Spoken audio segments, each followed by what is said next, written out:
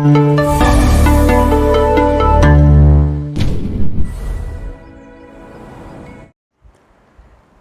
குருபியோ நமஹ. இது முத்துக்காளி ஜோதிடம். நான் அஸ்ட்ரோ முத்து ரமா பாலாஜி. இது சிம்ம ராசிக்கு டிசம்பர் மாதத்திற்கு உண்டான ராசி பலன். உங்களுடைய ராசிநாதன் சூரியன் உங்கள் லக்னத்திலிருந்து 4ஆம் இடத்துல இருக்கார். குரு பார்வையில். அவரோட கூட யார் இருக்கான்னா 2-11க்கு உண்டான புத பகவான் வக்ரமாக இருக்கார். 5ஆம் இடத்துல சுக்கிரன், 7ஆம் இடத்துல சனி, அவரே 6க்கும் உரியவராகிறார். 8ல் ராகு, 10வது இடத்துல குரு, 12ல் செவ்வாய் நீச்சகதியில் இருக்கார். இப்போது சிம்ம லக்னத்துக்கு 4ஆம் இடம்னு சொல்கிறது உங்களுடைய சுகஸ்தானம். உங்களுடைய லக்னாதிபதி அல்லது ராசி அதிபதினு சொல்கிற சூரியனே அங்கே போயிருக்கார். இன்னும் இந்த மாதம் 15 தேதிக்கு அங்கே தான் இருப்பார். 16ஆம் தேதி தான் தனுர் ராசிக்கு அவருடைய பயிற்சியானது இருக்குது. மார்கழி மாதம் பிறக்கிற அன்னைக்கு. இப்போ சூரியன் குரு பார்வையில் இருக்கிறதுங்கிறது ஒரு நல்ல ஒரு பெரிய விஷயம். அது ரொம்ப நல்ல விஷயங்களே எடுத்து கொடுக்கும் உங்களுக்கு.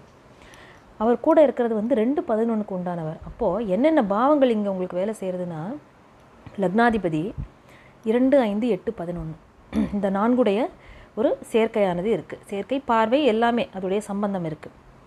அப்போ என்ன ஆகும்னா, எதிர்பாராத விதமான நிறைய அதிர்ஷ்டகரமான சம்பவங்கள் நடக்கும். அதிர்ஷ்டத்தினால உங்களுக்கு கிடைக்கக்கூடிய தனம் அது சேரும். ஏன்னா 2ஆம் இடம்ங்கிறது உங்களுடைய தனஸ்தானம். அதை வேற குரு பார்க்குறாரு. அப்போது புதன் வக்ரகதியில் இருந்தால் கூட குரு பார்வையும் இருக்கிறதுனால இந்த 2, 5, 8, 11ங்கிற காம்பினேஷன் வரும்போது உங்களுக்கு ஒரு எதிர்பாராத யோகங்கள் கிடைக்கக்கூடிய காலகட்டம் இது. அதே மாதிரி 3, 10க்கு உண்டான சுக்கிரன் போய் 5ல் உட்கார்ந்துருக்கார். சுக்கிரன் உங்களுக்கு பகை கிரகம் தான் இருந்தாலுமே அவர் சின்ன சின்ன பிரயாணங்கள் மூலமாக சில நல்ல பொருள் வரவையும் உங்களுக்கு கொடுப்பார். 6-7க்கு உண்டான சனி 7ஆம் இடத்துல இருக்கிறதுங்கிறது மனைவி வகையிலையும் தொழில் வகையிலையும் சில சங்கடங்களை உங்களுக்கு அப்பப்போ கொடுக்கும். ஏதாவது கடன் பிரச்சனைகள், தொழிலுக்காக ஒரு சின்ன முதலீட்டுக்காக கடன் வாங்குறது, இந்த மாதிரி விஷயங்கள்லாம் நடக்கும். 8ஆம் இடத்துல ராகு இருக்கிறதுங்கிறது கொஞ்சம் உங்களுக்கு நீங்கள் உங்களுடைய ஆரோக்கிய சம்மந்தமான விஷயங்கள்லையும் கவனமாக இருக்கணும். மனைவி ஆரோக்கியத்தில் கவனமாக இருக்கணும். அப்புறம் உங்களுடைய குழந்தைகள் விஷயத்துலேயும் கொஞ்சம் கவனமாக இருக்கணும். 5 ராகு உட்கார்ந்துருக்கிறது குருவுடைய வீடு. 5, 8க்கு உண்டான குரு 10ல் போய் உட்கார்ந்துருக்கார். அப்போது எதிர்பாராத விதமான ஒரு தனச்சேர்க்கையோ இல்லாட்டி உங்களுடைய பூர்வீக சொத்துக்களில் இருக்கக்கூடிய அதை விற்று ஏதாவது பணம் வர வேண்டியிருக்கு அப்படின்னா, ஏன்னா குரு 2ஆம் இடத்தையும் பார்க்குறார். அங்கே கேது இருக்கார் ஆல்ரெடி.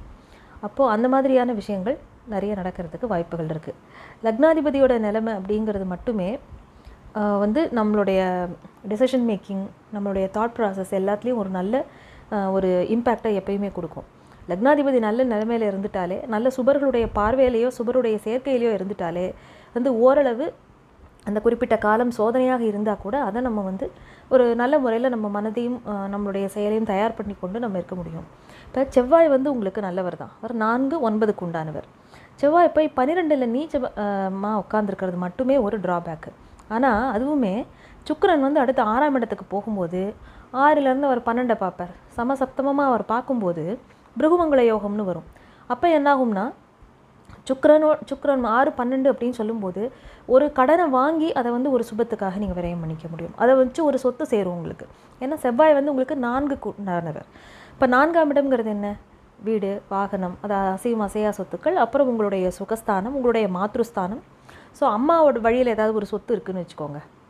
அதை உங்கள் பேருக்கு ஏதாவது அதை கிரயம் பண்ணிக்கிறதோ, இல்லை அப்பா 9ஆம் இடம்ங்கிறதுனால தந்தை வழி பித்ரு வழியில் உங்களுக்கு அப்பா மூலமாக கிடைக்கக்கூடிய ஏதாவது ஒரு சொத்து, அந்த சொத்தை ஒரு லோன் போட்டு அதை அந்த சொத்தை நான் ஒரு சொத்தை விற்று அந்த பணத்தையும் ஒரு லோனும் போட்டு அதை நான் இன்னொரு ஒரு நல்ல இதுக்காக விரயம் பண்ணுறது, ஒரு வாகனத்துக்காகவோ இல்லாட்டி ஒரு வீடு வாங்குறதோ, இந்த மாதிரி.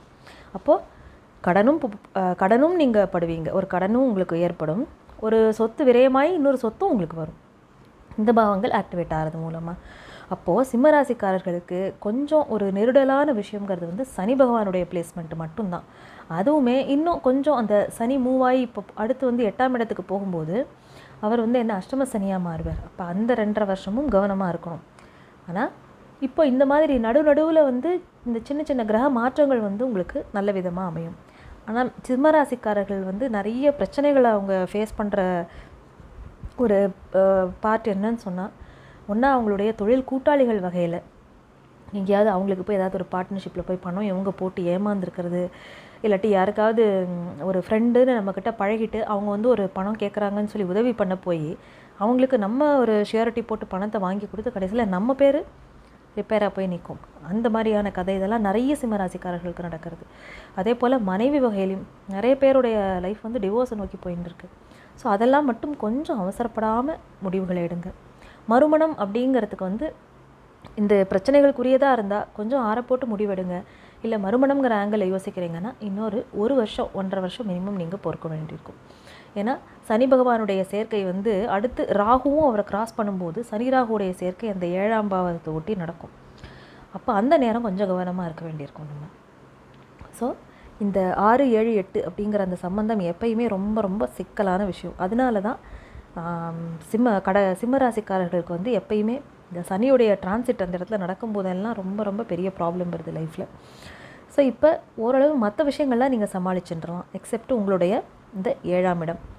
ஸோ சிம்மராசிக்காரர்களுக்கு இந்த டிசம்பர் மாதம் சில இந்த சொத்து சேர்க்கை இந்த மாதிரியான சுபங்கள் சில இது நடக்கிறது மூலமாக கொஞ்சம் மனதுக்கு இதமாகவும் சந்தோஷமான சம்பவங்களும் நடக்கக்கூடியதாக இருக்கிறது.